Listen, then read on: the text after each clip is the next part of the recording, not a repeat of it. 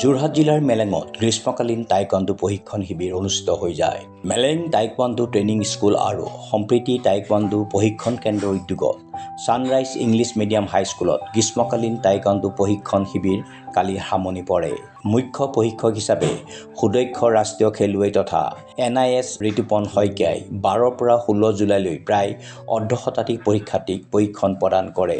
প্ৰশিক্ষণৰ অন্তত Meleng sunrise English medium হাইস্কুলত টাইকোৱাণ্ডো ট্ৰেইনিঙৰ সামৰণি অনুষ্ঠান অনুষ্ঠিত হয়। মৌচুমী শইকীয়াৰ সভাপতিত্বত শিক্ষক বাবুল দত্তই আঁত ধৰা অনুষ্ঠানত সম্প্ৰীতি টাইকোৱাণ্ডো প্ৰশিক্ষণ কেন্দ্ৰৰ সভাপতি প্ৰদীপ পাচনি, সম্পাদক মনদীপ বৰা, সমাজকৰ্মী জগন্নাথ অগ্নি বৰা, শিক্ষক দিলীপ কলিতা, সাংবাদিক ৰামপ্ৰসাদ ফুকন, আনন্দ বৰা, বিৰাজ বৰাই অংশগ্ৰহণ কৰি বক্তব্য প্ৰদান কৰে।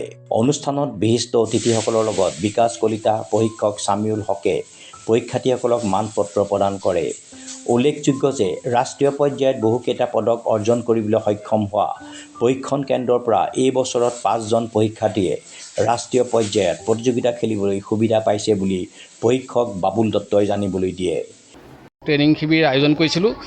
আমি ট্ৰেইনিং শিবিৰটোত আমাৰ 50জন খেলুৱৈ অংশগ্ৰহণ কৰিছিলে আৰু এটা উচ্চমানৰ প্ৰশিক্ষণ শিবিৰ। যিহেতু আমাৰ প্ৰশিক্ষক হিচাপে আমাৰ মাজত উপস্থিত আছিলে ঋতুপৰ্ণ শইকীয়া ইতিমধ্যে তেওঁ NIS প্ৰশিক্ষণ সমাপ্ত কৰি প্ৰথম আহি আমাৰ এই প্ৰশিক্ষণত তেওঁ অংশগ্ৰহণ কৰিছিলে। তেওঁ খুব উন্নত মানদণ্ডৰ প্ৰশিক্ষণ দিছে আৰু যিহেতু আমাৰ এই দুইটা প্ৰতিষ্ঠানৰ 5গৰাকীকে খেলুৱৈ ৰাষ্ট্ৰীয় প্ৰতিযোগিতাত অংশগ্ৰহণ কৰিব আৰু এই অনাগত দিনত আগষ্টৰ শেষলৈ আৰু ছেপ্টেম্বৰৰ প্ৰথম ভাগতেই তেওঁ তাৰিখ ঘোষণা কৰিব বুলি আমি খবৰ পাইছোঁ।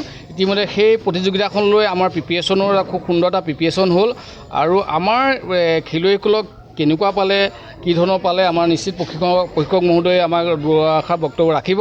তেখেত খুব এটা উচ্চমানৰ প্ৰশিক্ষক। তেওঁ BPEDটো ডিগ্ৰী আছে, তেওঁ চাৰ্টিফিকেট কৰ্চো কৰিছে, ডিপ্ল'মা কৰ্চো কৰিছে।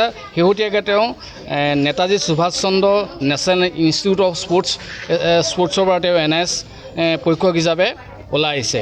ঋতুপন শইকীয়া, মই Netaji Subhash national institute of স্পৰ্টছৰ পৰা বৰ্তমান ডিপ্ল'মা ডিগ্ৰী লাভ কৰিছোঁ আৰু মেলেঙত আহি যথেষ্ট ভাল লাগিছে। তেওঁলোকে ইমান ধুনীয়াকৈ এটা কেম্প আয়োজন কৰিছে আৰু ইয়াৰ পৰা 5গৰাকী ছাত্ৰ ছাত্ৰী ৰাষ্ট্ৰীয় পৰ্যায়লৈ খেলিবলৈ যাব। তেওঁলোকেও যথেষ্ট ভাল প্ৰদৰ্শন কৰিছে। মই ভাবোঁ অনাগত দিনত তেওঁলোকে পদক লাভ কৰি যোৰহাটৰ লগতে অসমলৈ গৌৰৱ কঢ়িয়াই আনিব।